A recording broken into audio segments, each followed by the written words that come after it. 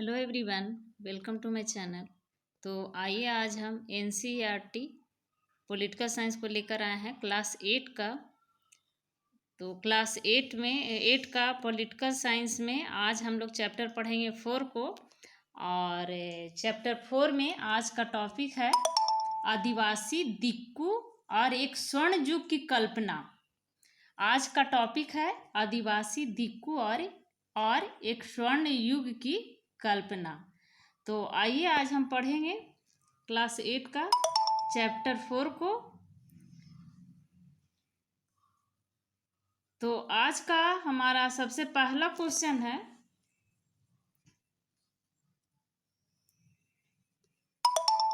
आदिवासी दिक्कू और स्वर्ण युग की कल्पना। तो सबसे पहले हम लोग आदिवासी के बारे में जानते हैं कि आदिवासी किसको बोला जाता है। तो आदिवासी दो शब्दों से मिलकर बना है, आदि और वासी। इसका अर्थ होता है मूल निवासी।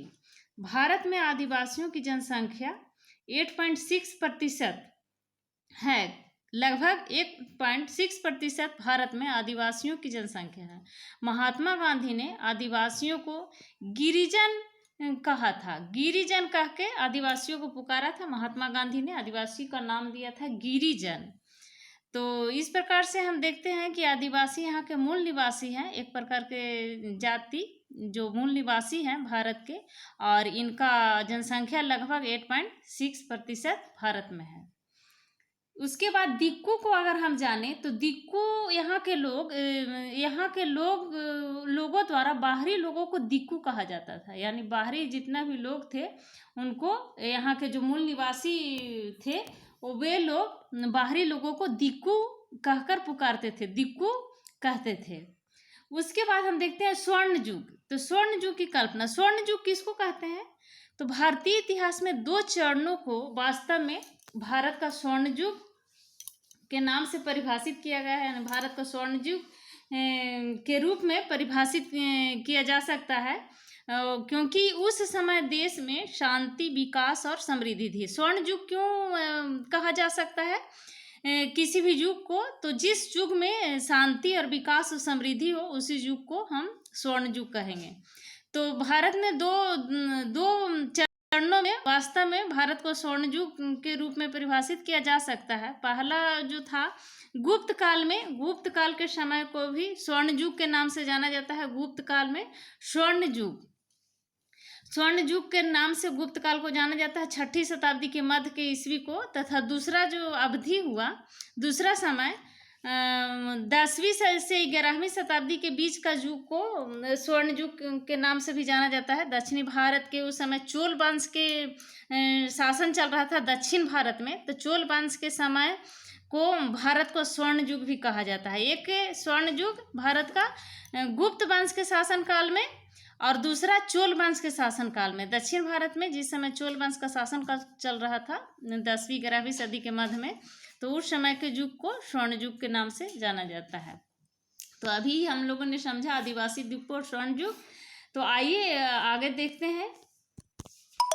झूम खेती के 3 नाम बताइए। आज का पहला क्वेश्चन है झूम खेती के 3 नाम। तो झूम खेती, सबसे पहले हम लोग जानते हैं कि झूम खेती क्या है।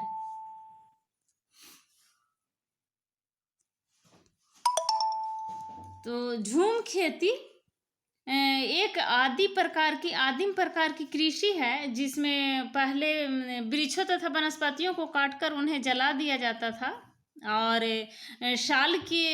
साफ की गई जो जगह होता था, वृक्ष को काट करके उसको और पत्ती को जला दिया जाता था और उस जगह को साफ कर लिया जाता था। और साफ की गई भूमि को पुराने उपकरणों से, पहले जो उपकरण था लकड़ी के, जैसे हल हुआ, तो पुराने उपकरण से जुताई करके बीज को बो दिए जाते थे। फसल जो लगाया जाता था पूर्णतः प्रकृति पर निर्भर होती थी, और इस प्रकार से जिसके कारण वह उसका उत्पादन भी बहुत कम होता था।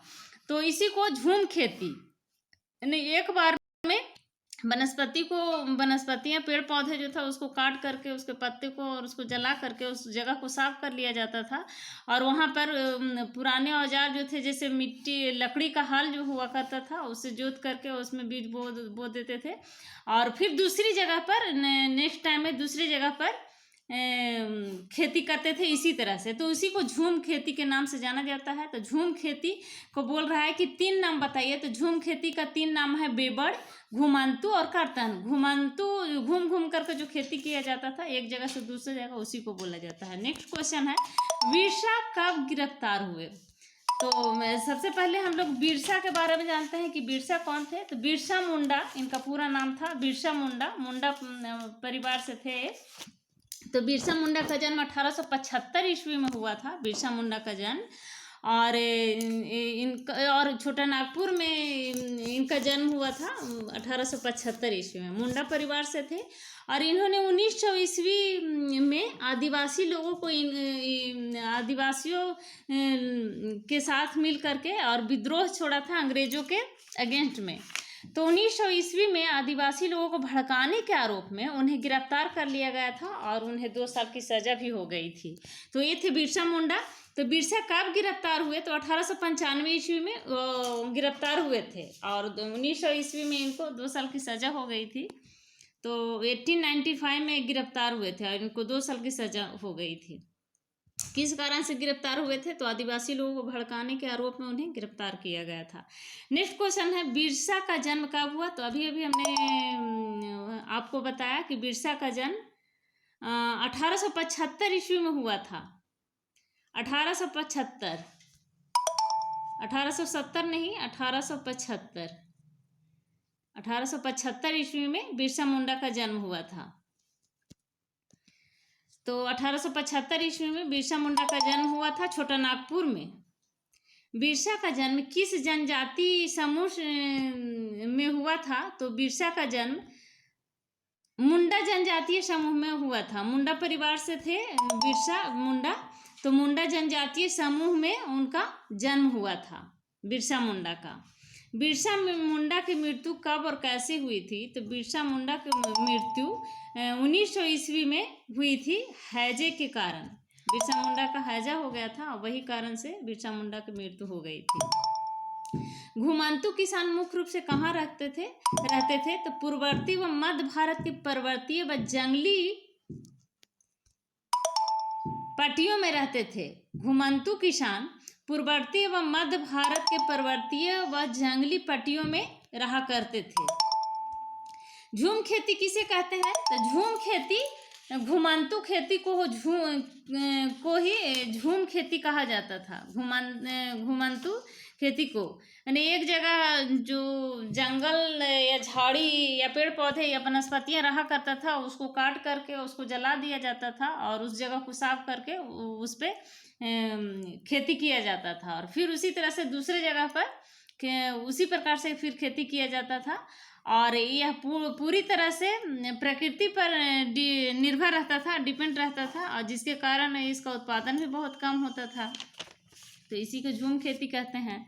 बैगा औरों के लिए काम करने से क्यों कतराते थे? बैगा औरों एक जनजाति थी, तो बैगा औरों काम करने से क्यों कतराते थे? तो बैगा खुद को जंगल की संतान मानते थे, जो जंगल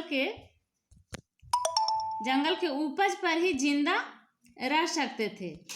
तो बैगा औरों खुद को जंगल की संतान मानते थे, जो जंगल के उपज पर ही वे जिंदा रह सकते थे और मजदूरी करना बैगाओं के लिए अपमान की बात होती थी। उन लोगों को लगता था कि मजदूरी करने से अपमान जैसा उन लोगों को लगता था, इसलिए वो काम करने से कतराते थे। उनको खुद डिपेंड उन लोग बैगा और औरत जाति जो थे वे जंगल के जो फल जो मिलता था उसी पर वे लोग जिंदा रहते थे। मुंडा क्या है?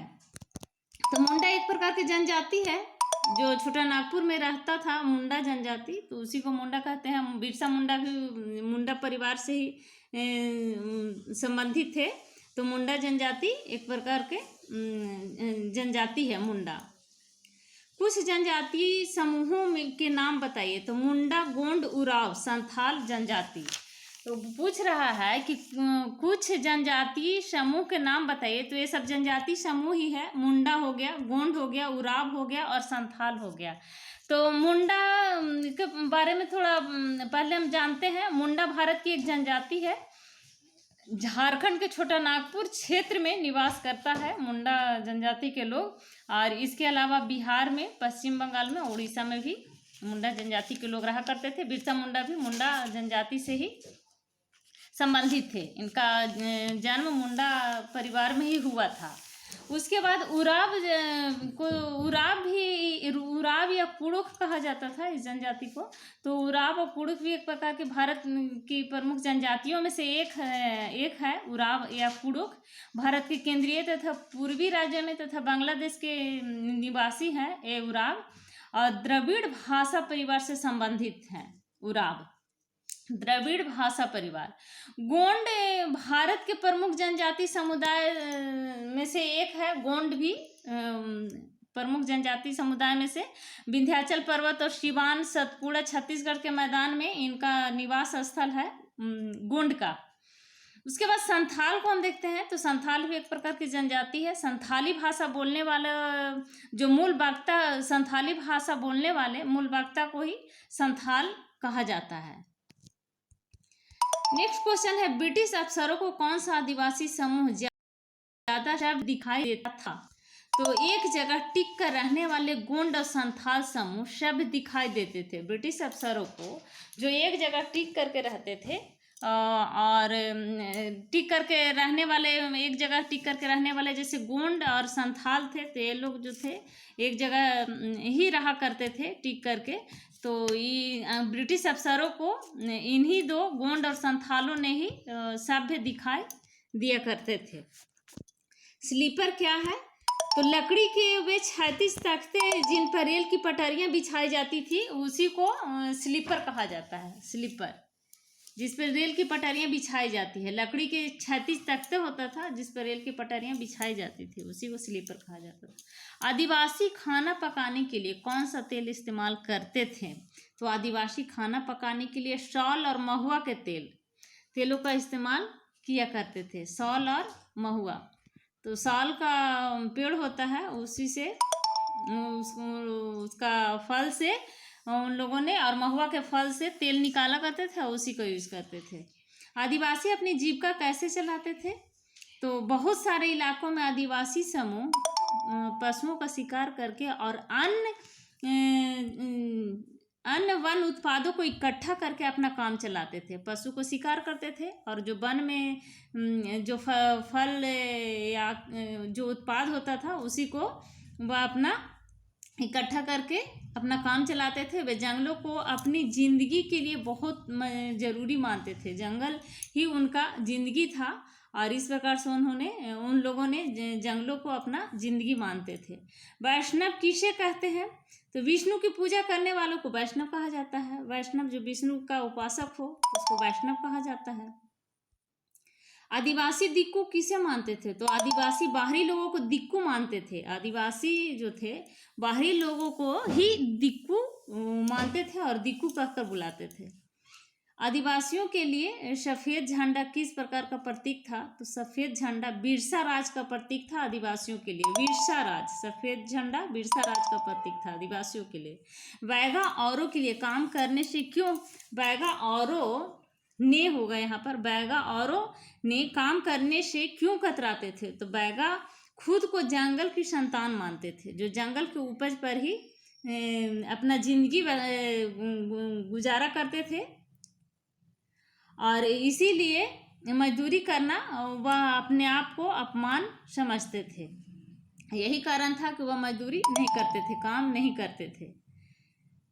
नेक्स्ट क्वेश्चन देखते हैं, लॉन्ग आंसर क्वेश्चन में देखते हैं, ब्रिटिश शासन में घुमंतू काश्तकारों के सामने कौन सी समस्या थी? तो ब्रिटिश शासन में घुमंतू काश्तकारों के सामने निम्नलिखित समस्या थी, जिसमें पहला है उन्होंने जमीन को मापकर प्रति एक व्यक्ति का हिस्सा तय कर दिया। दूसरा है उन्होंने यह भी तय कर दिया कि किसे कितना लगान देना होगा। जमीन थी आदिवासियों का, लेकिन यहाँ पर ब्रिटिश शासन ने घुमंतू काश्तकारों के सामने कौन सी समस्या थी ब्रिटिश शासन में? तो ब्रिटिश शासन में घुमंतू काश्तकारों की समस्या में था कि उन्होंने जमीन को माप करके, ब्रिटिश सरकार जमीन को माप करके प्रति व्यक्ति का हिस्सा तय कर दिया था। और उन्होंने यह भी तय कर दिया कि लगान कितना देना है, लगान भी तय कर दिया। कुछ ही किसानों को भूस्वामी और दूसरों को पट्टेदार घोषित कर दिया गया। पट्टेदार अपने भूस्वामियों का भाड़ा चुकाते थे और भूस्वामी सरकार को लगान देते थे। तो ये बहुत बड़ी समस्या थी। नेक्स्ट क्वेश्चन है, दिक्कुओं से आदिवासियों के गुस्से के क्या कारण थे? तो दिक्कुओं से आदिवासियों के गुस्से का कारण था आदिवासी अपने आसपास आ रहे बदलावों और अंग्रेज के शासन के कारण पैदा हो रही समस्याओं से बेचैन थे। आदिवासी अपने आसपास आ रहे जो बदलाव था, जो उनके आसपास में जो बदलाव आ रहा था और अंग्रेज शासन के कारण पैदा हो रही समस्याओं से आदिवासी गुस्सा थे। उनकी परिचित जीवन पद्धति नष्ट होती दिखाई दे रही थी और उनकी आजीविका खतरे में थी। उनके धर्म छीन भिन हो रहे थे। तो यही कारण था कि वे बहुत गुस्से में थे दिक्कुओं से, बाहरी लोगों से। वह कानूनों में आए बदलाव से आदिवासियों के जीवन पर क्या असर पड़ा? वन कानूनों में जो बदलाव आया था, तो उस बदलाव के कारण आदिवासियों के जीवन पर क्या असर पड़ा? तो जो वन कानून में बदलाव आया था, उस बदलाव के कारण आदिवासियों के जीवन में बहुत ही प्रभाव पड़ा था, जिसमें पहला है अंग्रेजों ने सारे जंगलों पर अपना नियंत्रण स्थापित कर लिया। जिस जंगल से आदिवासी अपना जीवन गुजर बसर करते थे, उस जंगल को अंग्रेज अपने कब्जे में ले लिया, अपना नियंत्रण स्थापित कर लिया उस जंगल पर। और जंगलों का राज को जंगलों का राज की संपत्ति घोषित कर दिया गया। जो जंगल था, जंगल का संपत्ति था, उसको राज की संपत्ति, सरकार की संपत्ति को घोषित कर दिया, सरकार की संपत्ति बना दी। यानी इस पर से आदिवासियों का अधिकार को हटा दिया गया और सारा जंगल पर ब्रिटिश सरकार का नियंत्रण स्थापित हो गया।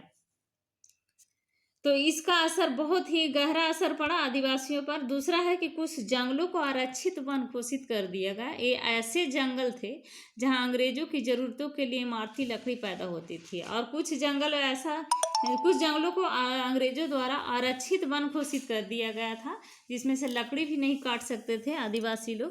तो ये ऐसे जंगल थे जहाँ अंग्रेजों की ज़रूरतों के लिए इमारती लकड़ी पैदा होती थी। तीसरा है, इन जंगलों में लोगों को स्वतंत्र रूप से घूमने, झूम खेती करने, फल इकट्ठा करने या पशुओं का शिकार करने की इजाज़त नहीं दी जाती थी। इस जंगल पर अंग्रेजों का नियंत्रण हो गया था, जिसके कारण इस जंगलों में अब स्वतंत्र रूप से आदिवासी नहीं घूम सकते थे, उस पर झूम खेती भी नहीं कर सकते थे, और जो जंगल से उत्पादन था उसको भी इकट्ठा नहीं कर सकते थे, नहीं ला सकते थे। पशुओं का शिकार करने की भी इजाज़त नहीं दी जाती थी। तो इस प्रकार से उनको बहुत बड़ी समस्या थी। नेक्स्ट क्वेश्चन है, औपनिवेशिक शासन के तहत आदिवासी मुखियाओं की ताकत में क्या बदलाव आया? तो औपनिवेशिक शासन के तहत आदिवासी मुखियाओं में निम्नलिखित बदलाव आया, जिसमें पहला है, उन्हें कई गांवों पर जमीन का मालिकाना हक तो मिला, लेकिन उनकी शासकीय शक्तियां छीन ली गई। मुखिया लोग, आदिवासी मुखिया को कई गांवों पर मालिकाना हक मिला था, लेकिन उनका कोई शासन नहीं चलता था। सारा शासकीय शक्तियां जो थी छीन ली गई थी अंग्रेजों द्वारा, ब्रिटिश सरकार द्वारा। और दूसरा है कि उन्हें ब्रिटिश अधिकारियों द्वारा बनाए गए नियमों को मानने के लिए बात कर दिया, यानी ब्रिटिश सरकार का कठपुतली बनकर रह गए। जो ब्रिटिश सरकार के नियम और कानून थे उनको मानने के लिए उन्हें बाध्य कर दिया गया। तीसरा है, उन्हें अंग्रेजों को नजराना देना पड़ता था, उन्हें मजबूरन अंग्रेजों को नजराना देना पड़ता था, इस तरह का नियम बना दिया गया। चौथा है, अंग्रेजों के प्रति निजी की हैसियत से अपने समूहों को अनुशासन में रखना होता था। अंग्रेजों के प्रति निजी की हैसियत से अपने समूह को भी, जो मुखिया के अंदर जो समूह होता था उसको भी अनुशासन में रखना पड़ता था। पांचवा है कि पहले जो उनके पास जो ताकत थी अब वो नहीं रही, सारे ताकत ब्रिटिश सरकार के हाथ में चली गई, सारे ताकत ब्रिटिश सरकार छीन लिए, उनको कठपुतली बनाकर रख दिए। तो जो उनके पास ताकत थी अब वो नहीं रही। छठा है, परंपरागत कामों करने के लिए लाचार हो गए। आदिवासी यहाँ के जो मूल निवासी थे अपना काम, जो परंपरागत उनका काम था उसको करने से भी वे लाचार हो गए, वंचित हो गए। नेक्स्ट क्वेश्चन है, बिरसा की कल्पना युग में स्वर्ण युग किस तरह का था। जब बिरसा मुंडा के युग में, बिरसा की कल्पना युग में स्वर्ण युग किस प्रकार का स्वर्ण युग था, तो वे स्वर्ण युग सतयुग की चर्चा करते थे। बिरसा मुंडा की कल्पना में सतयुग की चर्चा हुआ करता था, जिसमें मुंडा लोग अच्छा जीवन जीते थे, तटबंध बनाते थे, पेड़ और बाग लगाते थे, पेट पालने के लिए खेती करते थे और कुदरती झरनों को नियंत्रण करते थे। बिरसा चाहते थे कि लोग एक बार फिर अपनी जमीन पर खेती करें और एक जगह टिक कर रहे। या बिरसा इस प्रकार का व्यवस्था चाहते थे कि लोग एक जगह टिक कर रहें और खेती अपना जमीन पर करें, वे अपनी ही खेती पर काम करें। और उस काल्पनिक युग में मुंडा अपनी बिरादरियों और रिश्तेदारों को खून नहीं बहाए और वे ईमानदारी से जिए। बिरसा काल्पनिक युग में स्वर्ण युग ऐसा था कि उस काल्पनिक युग में मुंडा अपनी बिरादरियों और रिश्तेदारों को खून नहीं बहाए और वे ईमानदारी से जिए, अपने जगह पर अपनी खेत में ही काम करें और एक जगह पर टिक कर रहे हैं। नेक्स्ट क्वेश्चन है झूम खेती कैसे की जाती है। तो झूम खेती इस तरह की खेती अधिकांशतः जंगलों में छोटे छोटे भूखंडों पर की जाती है, जिसमें जंगल के घास फूस को जलाकर खेतों में छिड़क दिया जाता था और उस पर खेती की जाती थी। जब खेतों की उपजाऊ समाप्त हो जाती थी, उपजाऊता उर्वरक शक्ति जब समाप्त हो जाती थी, तो उस जगह को छोड़कर दूसरी जगह खेती करने चले जाते थे, तो इसी को झूम खेती कहा जाता था। बिरसा आंदोलन किन दो मायनों में महत्वपूर्ण था। तो बिरसा आंदोलन इसने औपनिवेशिक सरकार को ऐसा कानून लागू करने के लिए मजबूर किया जिसके जरिए डिक्कू यानी जो बाहरी लोग थे आदिवासियों के जमीन पर आसानी से कब्जा न कर सके। औपनिवेशिक सरकार को ऐसा कानून लाने के लिए बिरसा आंदोलन मजबूर कर दिया जिसके जरिए जो बाहरी लोग थे, डिक्कू लोग थे, वे आदिवासियों के ज़मीन पर आसानी से कब्जा ना कर सके। दूसरा था कि इसने एक बार फिर साबित कर दिया कि अन्याय का विरोध करने और औपनिवेशिक शासन के विरुद्ध अपने गुस्सों को अभिव्यक्त करने में आदिवासी सक्षम है। बिरसा आंदोलन से यह साबित हो गया कि अन्याय करने वालों का विरोध करना और औपनिवेशिक शासन के विरुद्ध अपने गुस्सा को अभिव्यक्त करने के लिए आदिवासी सक्षम हैं। नेक्स्ट क्वेश्चन है भारत के कुछ चरवाहे समुदायों के नाम बताइए। तो भारत के कुछ चरवाहा समुदाय पंजाब में बन गुज्जर, आंध्र प्रदेश में लबाडिया और कुल्लू में गडेरिया, ये चरवाहा थे जो पंजाब में गुज्जर और आंध्र प्रदेश में लबाडिया और कुल्लू में गडेरिया के नाम से जाने जाते थे। कश्मीर में बकरवाल के नाम से चरवाहा जाने जाते थे। नेक्स्ट क्वेश्चन है घुमंतू काश्तकारों में ब्रिटिश शासन के समय कौन सी समस्याएं आई। तो घुमंतू काश्तकारों में ब्रिटिश शासन के समय निम्नलिखित समस्याएं आई, जिसमें पहला है घुमंतू काश्तकार एक जगह टिक कर नहीं रहते थे। ये बहुत बड़ी समस्या थी ब्रिटिश शासन के लिए। और ऐसे समूह में अंग्रेजों को काफ़ी परेशानी थी जो यहाँ वहाँ भटकते थे। वे चाहते थे कि आदिवासियों के समूह एक जगह स्थायी रूप से रहे और खेती करे। अंग्रेज ऐसा चाहते थे कि आदिवासियों का समूह एक जगह स्थायी रूप से रहे और खेती करे। अस्थायी रूप से रहने वाले किसानों को नियंत्रण करना आसान था, क्योंकि यहाँ वहाँ जगह बदलने वाले लोगों पर, आदिवासियों पर नियंत्रण करना आसान नहीं था। अंग्रेज अपने शासन के लिए नियमित स्रोत भी चाहते थे, तो ये बहुत बड़ी अंग्रेजों के लिए बहुत बड़ी समस्या थी।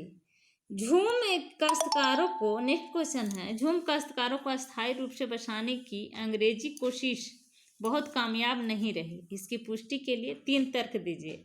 तो झूम काश्तकारों को अस्थायी रूप से बसाने की अंग्रेजी कोशिश कामयाब नहीं रही, तो इसको पुष्टि के लिए पहला तर्क है अंग्रेज शासन झूम काश्तकारों के जीवन में परिवर्तन चाहती थी।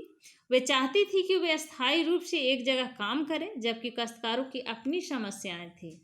अंग्रेजी शासन जो था वो चाहती थी कि झूम काश्तकारों के जीवन में परिवर्तन हो और वे एक जगह रहकर अस्थायी रूप से काम करें, खेती करें, जबकि काश्तकारों के लिए बहुत बड़ी समस्या थी। वो इस प्रकार का नहीं चाहते थे। दूसरा है वे पानी और सूखी मिट्टी वाले खेतों में हल से खेती नहीं कर पाते थे। अक्सर उनको नुकसान होता था और उपज भी कम होती थी।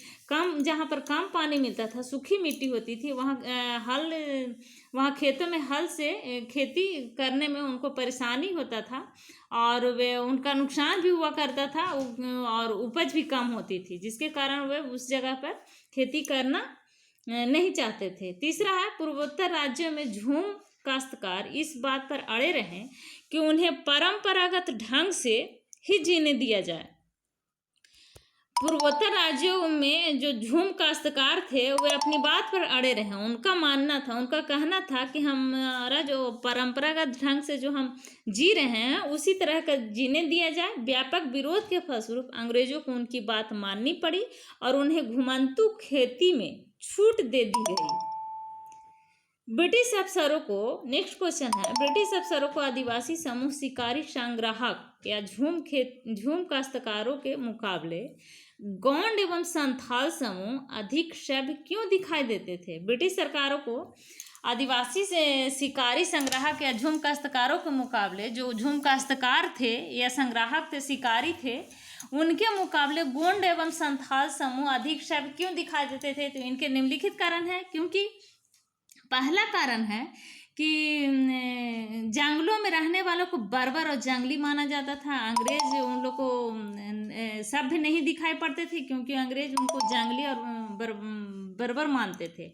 तो जंगलों में रहने वालों को बर्बर और जंगली माना जाता था। दूसरा है अंग्रेजों को लगता था कि उन्हें स्थायी रूप से एक जगह बसाना और सभ्य बनाना जरूरी है।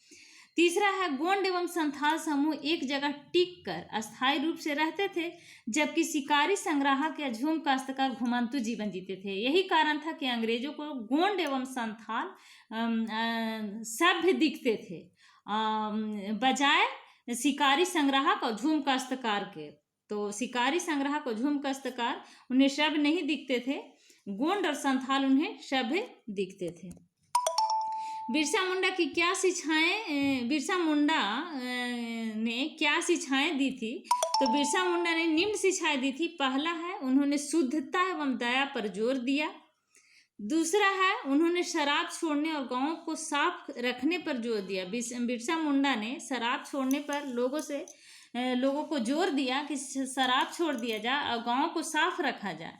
उन्होंने मुंडाओं से आह्वान किया कि वे डायन व जादू टोने पर विश्वास न करें। बिरसा मुंडा ने आदिवासी लोगों से मुंडा लोगों से आह्वान किया कि डायन और जादू टोना पर विश्वास न करें, जो उस समय का बहुत बड़ा अंधविश्वास का कारण था, जादू टोना और डायन। तो बिरसा मुंडा लोगों से अपील किए कि इस पर विश्वास न किया जाए। बिरसा मुंडा आंदोलन का क्या उद्देश्य था? तो बिरसा मुंडा आंदोलन का उद्देश्य था कि आदिवासी समाज को सुधारने का आंदोलन था बिरसा मुंडा आंदोलन, जिसके निम्न कारण थे। पहला था ईसाई मिशनरी एवं हिंदू जमींदार आदिवासियों के जीवन शैली को नष्ट कर रहे थे। ईसाई मिशनरी जो थे एवं हिंदू जमींदार जो थे वे दोनों आदिवासियों के जीवन शैली को नष्ट कर रहे थे। दूसरा है अंग्रेजों की भू नीतियाँ उनकी परंपरागत भूमि व्यवस्था को नष्ट कर रही थी।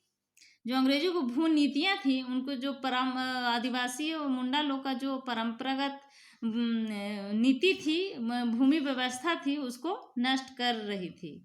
तीसरा है हिंदू भूस्वामी और महाजन उनकी जमीनों को छीनते जा रहे थे। हिंदू भूस्वामी जो थे या महाजन थे, जिनसे कर अदा करने के लिए उन्होंने लोग ऋण लिया करते थे, तो